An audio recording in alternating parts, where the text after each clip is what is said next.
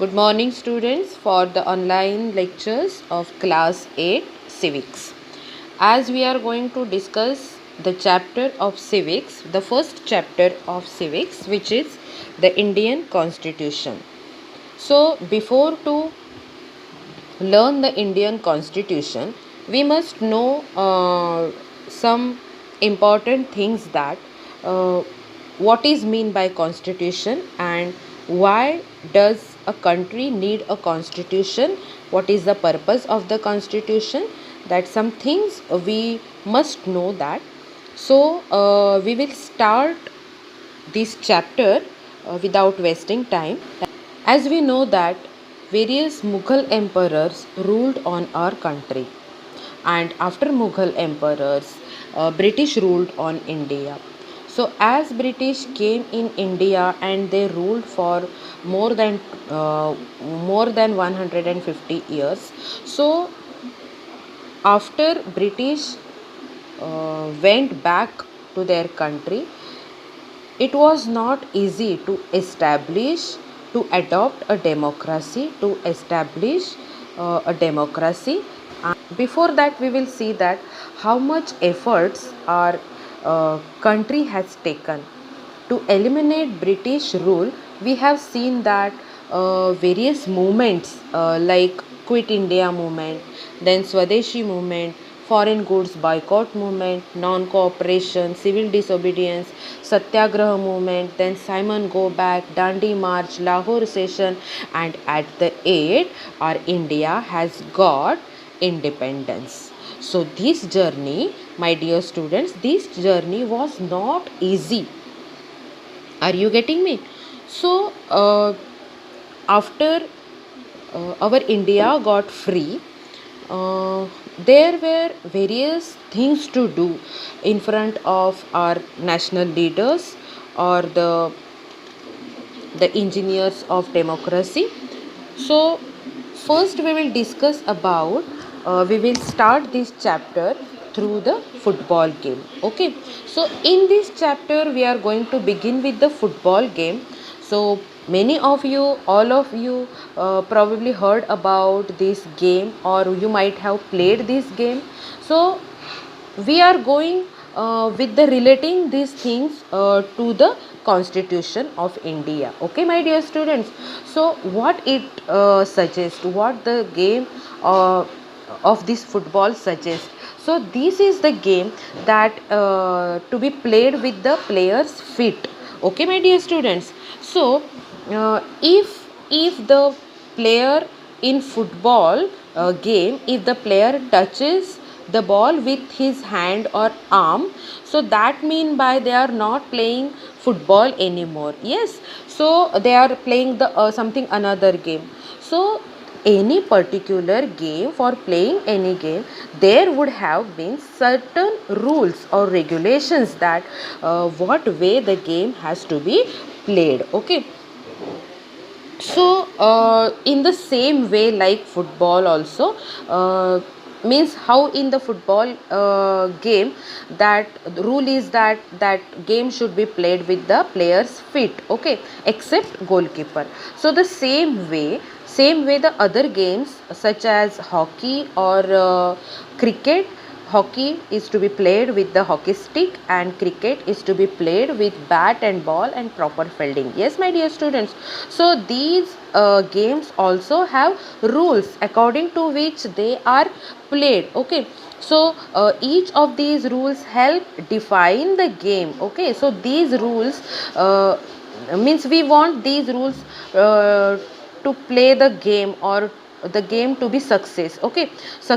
So it helps, and it help us to distinguish one game is different from another game. Okay, so as these are, we can say, the fundamental of the game. Okay, the basic rule of the game, or we can say we can also call them the constitutive rules. Okay, the basic rules or the constitutive rules.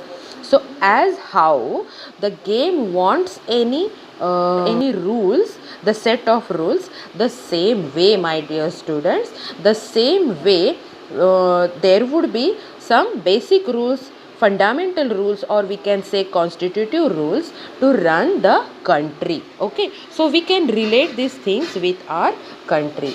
So my dear students, you can see this picture on your in your textbook, that in 1934 the Indian National Congress, okay, in 1934 the Indian National Congress made the demand, they made the demand for the Constituent Assembly for working smoothly, or for the function to be going smoothly. So during the Second World War, what happened? The assertion for an independent Constituent Assembly form only of Indians gained momentum, and this is this is was converted in December 1946. So you can see here, my dear students, as I said it before only, that the journey was not so easy. So we can say that this is the momentum, this is the reward for our country, that we have got here. We see the picture of India's first Constituent Assembly. Okay, so my dear students, you can see the next picture is that in this photo Pandit Jawaharlal Nehru is addressing to the Constituent Assembly. Okay, so I will be explaining you that what is Constituent Assembly, what are the constituent members. Okay, so one by one we will see that. So here this picture you can see that Pandit Jawaharlal Nehru, he was addressing to the Constituent Assembly. So dear students, as one by one we will see that, see, man is a social animal and he likes to live in the society. So how we have seen in the games, like the same way society also have the constitutive rules, the basic rules, that how man has make it what it is and differentiate it from the other kinds of society. Now please don't think that society means that apartment or that society. No, not like that. Society means a group of people which living together, okay, in a community.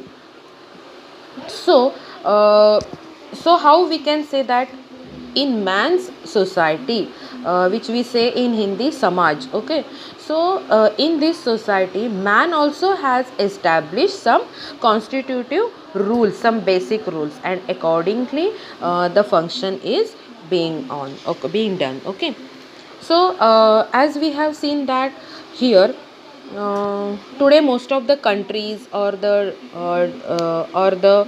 most countries in the world have the constitutions. Okay, so all the democratic countries are likely to have a constitution. Okay, we will see it in detail better. Just listen that every country has a democratic countries are likely to have a constitution. Okay, so we can say that all the democratic countries have the constitution. But my dear students, it is not necessary, that all the countries that have a constitution, they are the democratic country. Are you getting, my students? See, all the democratic countries have the constitution, but it is not necessary that all the countries that have the constitutions, they have the democracy. Okay, so examples also we will see after that. The constitution serves several purposes. Okay, so which several purpose, which we will see. Okay, before that we will see that what is the constitution. Okay, so you can say that a written document in which we find fundamental rules or the constitutive rules is called a constitution. Okay, this is the book. And okay, so the first purpose we will discuss here, that it lays out certain ideals that from the basic of the kind of country that we as citizen aspire to live in. Okay, now see, as we have discussed here that man lives in a society, and we want we want our representatives, that our necessity or our fulfillment to be discussed to the authority. Okay, so so we can say that how we dream in a country to live in a such country. We dream that okay, there should be this, there should be that, there should be that, like that. So how we dream it or how we aspire to live in it. So it lays the ideals. Okay, it lays the the basis of the kind of the country which we as a citizen we dream for or we aspire to live in. Okay, so like that we can say. So any country, I am talking about the democratic country which has the constitution. So a country is usually made up of different communities, as we have discussed in the previous slide also. So this country is usually made up of the different communities of the people who, what they do, they share their certain beliefs, but it is not necessary that they may not necessarily agree on all issues. Okay, there may be some differences in the thinking or maybe. So a constitution, what it helps, the constitution helps serve as a set of rule and principles that all persons in the country can agree upon and agree upon as or we can say agree upon as the basis of the way in which they want the country to be governed. Okay, how people want the country to be governed. So the constitution helps to serve as a set of rules or set of principles that every person should be followed or should get agree. Okay, so here we will see we will discuss about the Nepal country. As you know that Nepal country has also witnessed several people struggle for democracy. So how people struggled for democracy, how many years they have struggled for democracy, and what happened at the end, that also we will see. So here Nepal country, which is beside this is one of our neighboring country. So in this country, in Nepal country, there was a monarchy system. Okay, so in the monarchy system, what we can say is that, and how it is converted into democracy, that also we will see. So here is Gyanendra. Okay, King Gyanendra. What he done? In 2002, I am talking about Nepal. Okay, so in 2002, Gyanendra, he stated that Maoist uprising the countryside as his reason began taking over different aspect of the government with the army's assistance. Okay, so with the army's assistance and the Maoist, the uprising of Maoist. So king finally took over as the what we can say as the head of the government. And when? In February 2005. In November 2005, the Maoist, what the Maoist is a group of people with the particular community. So Maoist joined the other political parties and they signed the 12-point agreement. So in this agreement signaled to the larger public an imminent return to democracy and peace. Okay, so we can say that finally, in 2006, King restored the third parliament. Okay, third parliament, and asked the political parties to form a government. Who? King Gyanendra. Okay, and in 2008, Nepal became a democracy. Okay, this country has become a democracy after abolishing the monarchy. After eliminating the monarchy system, Nepal has established the democracy government. Okay,